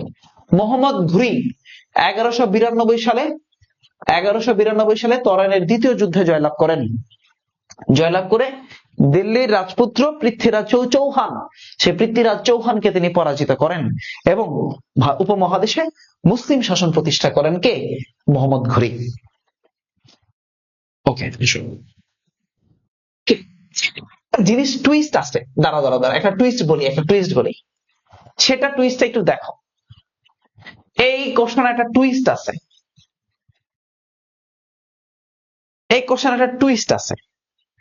এই কোশ্চেনটার একটা খেয়াল করো। এই দুইটা কোশ্চেন 90 আর হচ্ছে 92, মনোযোগ দিয়ে শোনো। আমার পেট ব্যাচের কয়েকটা স্টুডেন্ট এই কোশ্চেনটা চট্টগ্রামে পারে নাই, আমার খুব আফসোস লাগলো। সেটা কি? চট্টগ্রামে একটা প্রশ্ন দিছে যে উপমহাদেশে মুসলিম শাসনের সূচনা ঘটে কত শতকে? এই কোশ্চেনটা পাইছো কিনা বলো? চট্টগ্রামের বি ইউনিট বা ডি ইউনিটে এই কোশ্চেনটা দিছিল, বি বা টি, আমি দেখাইছিলাম তখন, যে উপমহাদেশে মুসলিম শাসনের আবির্ভাব ঘটে কত শতকে? 6ষ্ঠ শতক। মনে আছে কিনা এই কোশ্চেনটার কথা? মনে আছে তোমাদের? তাহলে দেখো, এই কোশ্চেনটা অনেকে পারে নাই যে মুসলিম শাসন কখন আসছে। কেন পারে নাই? কারণ বেসিকটা ভালো করে পড়ে নাই, আবার বেসিক পড়লে কোশ্চেনটা ধরতে পারে নাই, এই জন্য পারে নাই। তাহলে দেখো, মোহাম্মদ বিন কাসিম 712 খ্রিস্টাব্দে সিন্ধু বিজয় করলো না? সিন্ধু বিজয় করার পর কি হলো? মুসলিম শাসনের সূচনা করলো। তাহলে মুসলিম শাসনের আবির্ভাব উপমহাদেশে, মুসলিম শাসনের আবির্ভাব ঘটলো কত শতকে? 6ষ্ঠ শতকে। 712 খ্রিস্টাব্দে ঘটলো, তার মানে কি 6ষ্ঠ শতক। মনে আছে এই কোশ্চেনের কথা? কোশ্চেনটা পারলো না অনেক, আমার খুব আফসোস লাগলো যে কোশ্চেনের ভাষাটা বুঝলো না, আর ভাষা না বোঝার কারণে এই কোশ্চেনটা পারেনি। তাই কোশ্চেনের ভাষা তো বুঝতে হবে রে ভাই, কোশ্চেনের ভাষা বুঝতে হবে না? বুঝতে হবে। অর্ণব স্যারের কথাও বুঝতে হবে। জিএসটি কোর্সে লঞ্চ করে ফেলছে, ভর্তি হইতে হবে। আসো, ফ্রিতে ক্লাস দিচ্ছি কেন? পেইড ব্যাচে যেন পড়ো, তাই ফ্রিতে কেন পড়াচ্ছি? কারণ তুমি যেন পেইড ব্যাচে পড়ো। যারা ফ্রিতে ক্লাস নেয় ওরা কি তোমার ফ্রিতে পড়াবে? ওরা সব টিচাররাই চায় তুমি পেইড ব্যাচে পড়ো। Simple theory. 81 একটু আবার বলেন, ওইটার অ্যান্সার ডি হবে না? 81 নাম্বার কোশ্চেন কি ছিল? সেন রাজাদের ধর্ম কি ছিল? সেনরা হিন্দু ধর্মাবলম্বী। 81 সেনরা ছিল কোন ধর্মাবলম্বী? হিন্দু ধর্মাবলম্বী। ওকে, ভারতবর্ষে মুসলিম শাসন প্রতিষ্ঠা করলো কে? মোহাম্মদ ঘুরি। সুলতান মোহাম্মদ ভারতবর্ষে কতবার আক্রমণ করলো? 17 বার, তাই না? 17 বার। আসো, ভারতবর্ষে প্রথম মুসলিম অভিযান পরিচালনা করেন কে? ভারতবর্ষে প্রথম মুসলিম অভিযান পরিচালনা করেন কে? Muhammad bin Qasim. ভারতবর্ষে প্রথম মুসলিম অভিযান পরিচালনা করে কে? Muhammad bin Qasim. হাজ্জাজ বিন ইউসুফের জামাতা ছিলেন কে? Muhammad bin Qasim. Question number 92। Okay, আসো এরপরে আসো, আরবরা সিন্ধু আক্রমণ করে কত সালে? এই যে 712 খ্রিস্টাব্দে আরবরা সিন্ধু আক্রমণ করলো এবং সিন্ধু রাজা দাহিরকে পরাজিত করলো। সিন্ধু রাজা দাহিরকে পরাজিত করেছিল এবং এই মোহাম্মদ বিন কাসিম সিন্ধুর দেবল শহরে উপস্থিত হয়েছিলেন এবং মুলতানে উপস্থিত হয়েছিলেন। আসো, মোহাম্মদ বিন কাসিম সর্বপ্রথম সিন্ধুর কোন শহরে উপস্থিত হয়েছিলেন? এই সিন্ধুর দেবল শহরে তিনি সর্বপ্রথম উপস্থিত হয়েছিলেন, সিন্ধুর দেবল শহর। আরবদের আক্রমণের সময় সিন্ধু দেশের রাজা কে ছিলেন? তাহলে সিন্ধুর রাজা কে ছিলেন? মানসিং, জয়পাল, দাউদ? না, সিন্ধুর রাজা কে ছিলেন? দাহির ছিলেন সিন্ধুর রাজা, সিন্ধু রাজা দাহির। 96 নম্বর কোশ্চেন, মোহাম্মদ ঘুরি ও পৃথ্বীরাজ চৌহানের মধ্যে দ্বিতীয় তরানের যুদ্ধ কত সালে সংঘটিত হয়? তরানের যুদ্ধ হয়েছে দুইটা, 1191 আর 1192। তাহলে এই 92 যেটা, সেটা হচ্ছে দ্বিতীয় তরানের যুদ্ধ, তরানের দ্বিতীয় যুদ্ধ। 97 নম্বর কোশ্চেন, তরানের দ্বিতীয় যুদ্ধে কে পরাজিত হন? তাহলে পরাজিত হইল কে? পৃথ্বীরাজ চৌহান। আর জয়ী হয়ে গেল কে? মোহাম্মদ ঘুরি। মুসলিম শাসনের সূচনা হয়ে গেল কে? মোহাম্মদ ঘুরি। প্রতিষ্ঠা করলেন কে? মোহাম্মদ ঘুরি। 98, ভারতে প্রথম মুদ্রার প্রবর্তন করেন কে? ভারতে প্রথম মুদ্রার প্রবর্তন করেন কে? অ্যান্সার করো। ভারতে প্রথম মুদ্রা লর্ড কর্নওয়ালিস অনেক পরে আসছে। শেরশাহ হচ্ছে তোমার ওই যে আফগান শাসনের বা সুর শাসনের শাসক শেরশাহ। মোহাম্মদ বিন তুগলক? না, ইলতুৎমিশ। এই ইলতুৎমিশ ছিলেন দিল্লির সালতানাতের প্রকৃত প্রতিষ্ঠাতা। দিল্লির সালতানাত শুরু হলো 1206 সালে। দিল্লির সালতানাতের প্রতিষ্ঠাতা হচ্ছেন কুতুবউদ্দিন আইবেক, আর দিল্লির সালতানাতের প্রকৃত প্রতিষ্ঠাতাকে দিল্লি সালতানাতের প্রকৃত প্রতিষ্ঠাতা হচ্ছেন এই কুতুবউদ্দিন মানে সুলতান ইলতুৎমিশ, যে কিনা কুতুবউদ্দিন আইবেকের জামাতা ছিলেন। তিনি কি করেছিলেন? তিনি এই যে প্রথম মুদ্রা প্রবর্তন করেছিলেন। সুউচ্চ কুতুব মিনারটির নির্মাণ কাজ কার শাসনামলে শেষ হয়? কুতুব মিনারের নির্মাণ কাজ শুরু করলো কুতুবউদ্দিন আইবেক, দাস বংশের প্রতিষ্ঠাতা যিনি। লাখ বক্স বলা হতো কুতুবউদ্দিন আইবেককে। দিল্লির সালতানাতের প্রতিষ্ঠাতা তিনি কুতুবউদ্দিন আইবেক, যার শাসনামলকে বলা হতো প্রাথমিক তুর্কি শাসনামল। এই কুতুবউদ্দিন আইবেকের মেয়ের জামাই ছিল সুলতান ইলতুৎমিশ। আইবেক দিল্লি এই কুতুব মিনার নির্মাণ কাজ শুরু করছে, কিন্তু শেষ করতে পারে নাই। পারলো কে এসে? তার মেয়ের জামাই সুলতান ইলতুৎমিশ। আর ইলতুৎমিশের যে 40 জন সৈন্য ছিল, তাদেরকে নিয়ে যে দল গঠন করেছিল, তার নাম ছিল 40 চক্র। 40 চক্র বা বন্দেগান ই চেহেলগান। আসো 100 নম্বর কোশ্চেন। কোন মুসলিম প্রশাসক প্রথম দক্ষিণ ভারত জয় করেন? যেই মুসলিম প্রশাসক প্রথম দক্ষিণ ভারত জয় করেছিলেন, দক্ষিণ ভারতের দেবগিরির রাজা রামচন্দ্রকে পরাজিত করেছিলেন, তার নাম কি? এই আলাউদ্দিন খলজি। এই আলাউদ্দিন খলজির সেনাপতি ছিল মালিক কাফুর। আলাউদ্দিন খলজির সেনাপতি কে ছিলেন? মালিক কাফুর। এই মালিক কাফুরের নেতৃত্বে কিন্তু দক্ষিণাত্র তিনি জয় করেছিলেন। কি করেছিলেন? দক্ষিণাত্র জয় করেছিলেন। 1 to 100 done. 1 to 100 done. 1 to 100 done. 1 to 100 ডান কিনা বলো? 1 to 100 ডান। এবার বলো তো আলহামদুলিল্লাহ ডান। 1 to 100 আলহামদুলিল্লাহ ডান বলো দেখি। 1 to 100 আলহামদুলিল্লাহ ডান বলো দেখি। 1 to 100 আলহামদুলিল্লাহ ডান বলো। ওকে, তাহলে দেখো বাচ্চারা, দেখো আমরা প্রাচীন জনপদ নিয়ে কথাবার্তা প্রশ্ন সলভ করলাম, প্রাচীন ইতিহাস নিয়ে প্রশ্ন সলভ করে ফেললাম, আমরা রাজবংশ নিয়ে প্রশ্ন সলভ করলাম, আমরা বিদেশি পরিভ্রাজক নিয়ে আমরা আলোচনা করেছি। ইতিহাস বিষয়ক যে গ্রন্থ, দরজাটাকে দেন, ইতিহাস বিষয়ক যে গ্রন্থ, প্রাচীন গ্রন্থ, সেই গ্রন্থের টপিকের প্রশ্ন সলভ করে ফেলছি আমরা। এরপরে আমরা হচ্ছে সিন্ধু বিজয় প্রশ্ন সলভ করলাম। আমরা সিন্ধুর বিজয়ের পরে সুলতান মাহমুদের প্রশ্ন সলভ করেছি। আমরা 1192 সালে তরাইনের দ্বিতীয় যুদ্ধ মোহাম্মদ ঘুরির প্রশ্ন সলভ করলাম। আমরা করে দিল্লির সালতানাত 1206 সালের দিল্লির সালতানাতে মাত্র আসলাম। ওকে, বলেন তো ডান কিনা আলহামদুলিল্লাহ? সব পড়ানো ডান। এইগুলো পড়লে তোমাদের বুঝতে চান্স কেন হবে না? এর মধ্যে এই টপিক গুলো থেকেই কিন্তু তুমি দেখো কতগুলো কোশ্চেন কমন আসছে। কমন আসবে, কুমিল্লাতে কমন আসবে ইনশাআল্লাহ। তোমরা যারা গুচ্ছ পরীক্ষা দিবা, গুচ্ছের জন্য তো এগুলো হট টপিক। এগুলো তো আমি এগুলো দেখছি বিগত বছর সব প্রশ্ন এগুলো। এই যে ইতিহাস থেকে প্রশ্ন আসে, রাজবংশ থেকে প্রশ্ন আসে, জনপদ থেকে প্রশ্ন আসছে বিগত বছরে, গ্রন্থ থেকে তো আমিও পড়াই, এই বাংলা সাহিত্যের গ্রন্থ থেকে তো আমিও পড়াই, মুক্তিযুদ্ধ ভিত্তিক সাহিত্য, তারপর হচ্ছে ভাষা আন্দোলন ভিত্তিক সাহিত্য, এই জায়গা থেকে আমি নিজেও পড়াই, এগুলিতে প্রশ্ন আসে। এখন বাচ্চারা উপায় কিন্তু নাই। আবারও বলি, তোমাকে ভয় দেখাচ্ছিলাম। তোমাকে যদি ভয় দেখাতাম তাহলে এতদিন পর্যন্ত তোমাকে পড়াতাম। তোমাকে যেটা বলি, তোমরা যারা আমাকে চেনো, আমি খুব নাছোড়বান্দা একটা মানুষ। আমি খুব নাছোড়বান্দা, সত্যি বলা, আমি খুব নাছোড়বান্দা। অনলাইনে এই 2 দিন 3 দিন ধরে পড়াই না, অনেকদিন ধরে অনলাইনে পড়াচ্ছি। এবং আমি আমার দীর্ঘ এই অভিজ্ঞতার সময়ে আমি প্রচুর প্রশ্ন প্র্যাকটিস অ্যানালাইসিস করি, প্রচুর অ্যানালাইসিস করি। আমি জানি না অন্য কিরকম করে কিনা, বাট আমি প্রচুর প্রশ্ন অ্যানালাইসিস করি। অ্যানালাইসিস করে আমি বলি যে এই টপিক গুলো এইখান থেকে এই কোশ্চেন আসছে। তো আমি তোমাকে এতটুকু বলতে পারি, অর্ণব স্যার মাঝপথে কখনো কাউকে ছেড়ে দেয় না। অন্য শিক্ষক কি করবে না করবে আমি জানি না, সবাই চেষ্টা করেন, বাট অর্ণব স্যারের নীতি একটাই, সেটা হচ্ছে মাঝপথে ফেলে দিয়ে কখনো যায় না।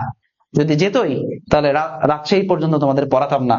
আজকে রাজশাহী পরীক্ষার পর আবার দাঁড়ালাম ক্লাসে, সামনে কুমিল্লার পরীক্ষা, সামনে হাজী দানেশের পরীক্ষা, মেরিটাইমের পরীক্ষা, শেষ পর্যন্ত পড়াবো। এরপরে গুচ্ছের পরীক্ষা, গুচ্ছের পরে আবার 7 কলেজ আছে, আরো ন্যাশনাল কি আছে, সব পর্যন্ত আমরা থাকবো। আর আমাদের কেজিএফ কে তো রাশেদ স্যারকে নিয়ে একটা কথাই বলবো যে ভাই, রাশেদ স্যার অন্যান্য শিক্ষকের থেকে একটু আলাদা। সবাই চেষ্টা করে, রাশেদ স্যারের ব্যতিক্রম জিনিসটা হলো তিনি মাঝপথে কাউকে নৌকায় ভাসিয়ে ফেলে চলে যান না, মানে একদম শুরু থেকে শেষ পর্যন্ত শেষ করেন। এটাই হলো রাশেদ স্যারের বিশেষত্ব। রাশেদ স্যার সময় দেন, শিক্ষার্থীদের প্রচুর সময় দেন। একজন নক করলে তাকে সময় দেন, তার মেসেজের রিপ্লাই করেন, তাকে প্রচুর সময় দেওয়ার চেষ্টা করেন। এটা হচ্ছে রাশেদ স্যারের মানে সবচেয়ে পজিটিভ দিক। এরপর স্যার খেটে গায়ে গতরে খেটে পড়ান ইনশাআল্লাহ। তো আলহামদুলিল্লাহ, তোমরা যারা আমাদের গুচ্ছ ডেডিকেটেড ব্যাচে নাই, অর্থাৎ গুচ্ছের অল ইন ওয়ান ডেডিকেটেড ব্যাচে যারা নাই, আমি তোমাকে কথা দিলাম, অর্ণব ভাইয়া কথা দিলাম, তুমি ক্লাসগুলো করো, ইনশাআল্লাহ তুমি অনেক ভালো করতে পারবা। বাংলা স্যার দায়িত্বে আছেন, আমি জিকে দায়িত্বে আছি, ওদিকে আমির স্যার তো আছেনই, আমির স্যারকে এক ফ্রেমে নিয়ে আসতে পারলাম না আজকে, স্যার ব্যস্ত। তো ইনশাআল্লাহ। আর আরেকটা বিষয় বলি, ক্লাস কিন্তু আজকেই শেষ না। আমরা এই যে 100 প্রশ্ন সলভ করছি, ইতিহাসের আমি আরো 100 প্রশ্ন নিব এই টপিকের পর থেকে, দিল্লির সালতানাতের পর থেকে মুঘল পর্যন্ত ইংরেজ শাসক, আরো অ্যাটলিস্ট ইতিহাসের 300 প্রশ্ন সলভ করাবো ইনশাআল্লাহ, এতটুকু বলি। কাজেই তোমরা যারা ভর্তি হও নাই আমাদের কোর্সে, তোমরা ভর্তি হতে পারো। তোমরা জাস্ট যেই পেজ থেকে দেখতেছো অর্ণব স্যার থেকে দেখলে অর্ণব স্যারে মেসেজ দাও যে স্যার গুচ্ছ কোর্সে ভর্তি হবো। যদি রাশেদ স্যারে দেখো তাহলে রাশেদ স্যার থেকে দাও। যদি শিখা পেজ থেকে দেখো তাহলে শিখা পেজে মেসেজ দাও। যদি ইজি ইংলিশ পেজের থেকে দেখো ইজি ইংলিশ, তাহলে ইজি ইংলিশ পেজে মেসেজ দাও যে স্যার স্ক্রিনশট নাও স্যার, এই যে আজকে ক্লাস করলাম, ভর্তি হবো স্যার, আল্লাহ ভরসা আছি আমরা। তো রাশেদ স্যার আপনি যদি কিছু বলতে থাকেন। ও 11টায় কিন্তু বাংলা ক্লাস, 11টায় কিন্তু আজকে বাংলা ক্লাস কোনোভাবেই মিস করা যাবে না, 11টায় বাংলা ক্লাস।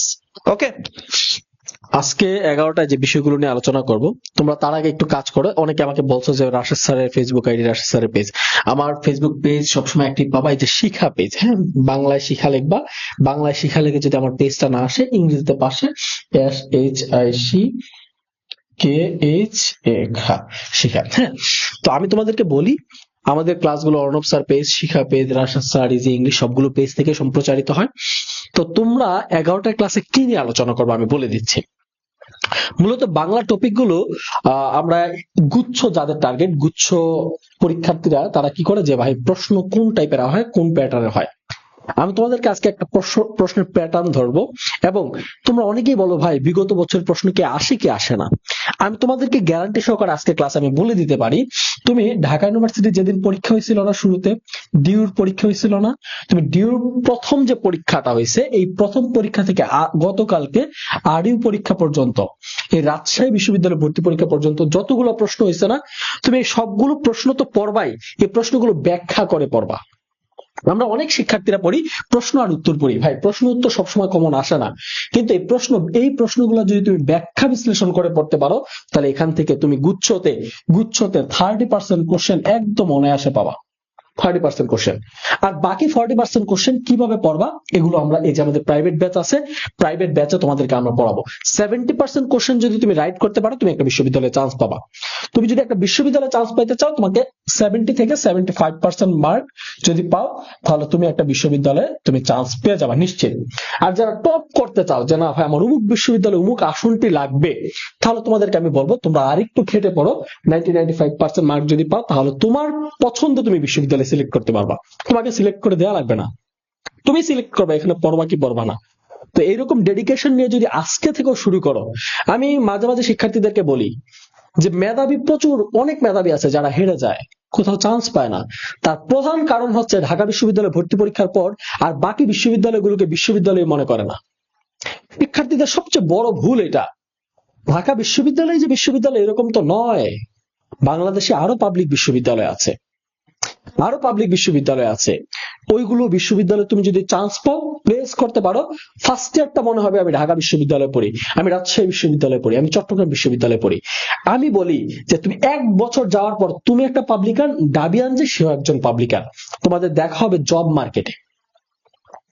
তো জাস্ট এই ভূত থেকে বের হইতে হবে যে আমি ডিউতে চান্স না পাইলে আমি পড়বো না, এই জায়গা থেকে বের হইতে হবে। তুমি যদি আজকে থেকে গুছিয়ে পরীক্ষার প্রস্তুতি নাও, তুমি তোমার গুচ্ছে যে কোনো একটা বিশ্ববিদ্যালয়ে তুমি কিন্তু ভালো টপ করতে পারবা। আর সামনে যে হাজি দানেশের পরীক্ষা প্রশ্নগুলো আছে তোমরা কিভাবে পড়বে, কিভাবে পড়লে ভালো করবে, এই নিয়ে এখন আর কথা বাড়াবো না। তোমাদের সাথে দেখা হবে রাত 11টায়। তোমরা এতক্ষণ কি করবা, এই যে অর্ণব স্যার পড়াইছে এই বিষয়গুলো তোমরা রিভিশন করবা। আমরা অনেক শিখি কিন্তু রিভিশন করি না। এর কারণে কিন্তু আমরা অনেক শিক্ষার্থী অনেক কিছু জানা প্রশ্ন ভুল করে আসি। এরকম হয়েছে না যে পরীক্ষা দিছো না 2-3টা পরীক্ষা প্রশ্ন দেখছো, এই আল্লাহ এই প্রশ্ন তো আমি পারি, এটা তো পড়াইছে অর্ণব স্যার পড়াইছে, কিন্তু তুমি ভুল উত্তর করে আসছো বা শিওর না। তো এগুলো করা যাবে না। তো তোমরা যারা আমাদের সাথে যুক্ত আছো, রাত 11টা তোমাদের সাথে দেখা হচ্ছে বাংলা ক্লাসে। সে পর্যন্ত ভালো থাকো, সুস্থ থাকো। এখান থেকে বিদায় নিচ্ছি। আচ্ছা আচ্ছা, আল্লাহ হাফেজ, টাটা, বাই বাই, দেখা হবে কালকে ইনশাআল্লাহ। ওকে, আল্লাহ হাফেজ।